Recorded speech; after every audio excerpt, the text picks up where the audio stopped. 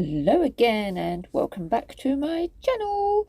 Today I am making some circle coasters and I'm making some pretty pink butterfly ones.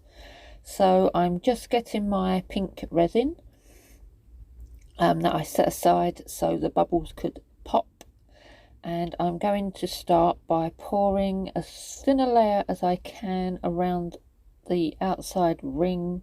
Wait, bit too much there. But yeah, you can see how I'm doing that. So just to go around the outside edge of each of the coasters. And it's tricky to try and get a thin line,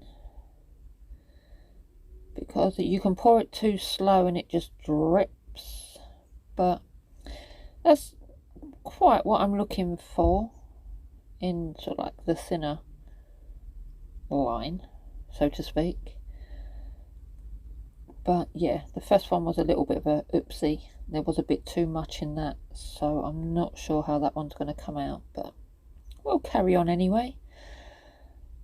And that's that. And then in the centre of these, I'm just going to tip some clear resin. Again, has been sitting to the side for about 5 or 6 minutes, just so the bubbles can rise to the surface and pop. And I'm just going to pour, try and average out so I get the same amount in each one. It is a bit difficult when you're pouring from the same cup, but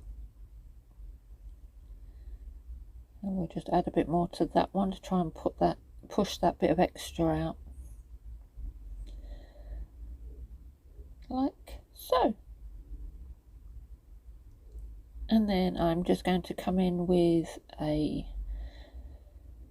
pointy stick, and I'm just going to wispy the clear and that pink together,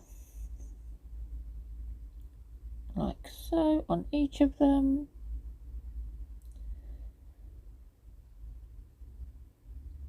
This, helps to make sure that they're blended together nicely. And then I wipe the stick, and then I'm going to go around the outside edge of each of the coasters to make sure there are no bubbles lying against the edge, because there is nothing worse than thinking that you've popped all of the bubbles and there's a little sneaky one hiding right where you can't see it. So, like that. And then go over with the clicky lighter to pop any surface bubbles, like so. And we'll do that on all of them.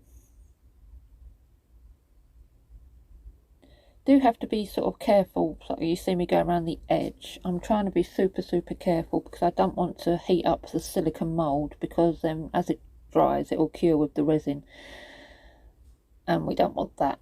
And then just spritz with some isopropyl alcohol, and then place the butterflies in the center. Now you can see with that bottom one, the very first one that I poured, that little bit of extra resin did sort of make a difference, but what's done's done. I can't take it out now. It's a bit too late, but we'll carry on.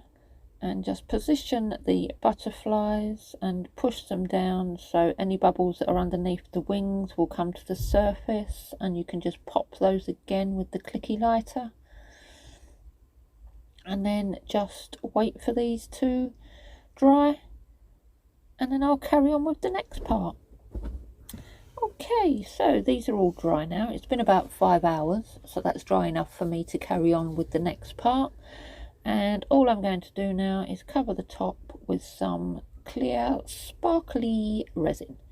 So all I've added to this is some rainbow glitter, and it's gives it a iridescent sparkle and gives it a super pretty finish. I'm quite happy with how they've sort of like turned out. That bit of extra resin in that first one that I poured, that I thought was too much, the rest of them have sort of like caught up, and there's not as if it's like the odd one out.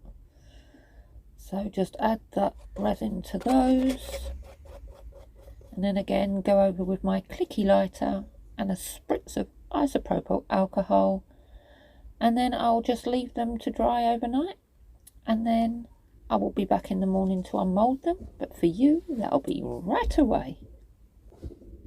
Okay, so they've been left overnight to dry, and it's time to take them out of the moulds, and you can see both sides look absolutely gorgeous.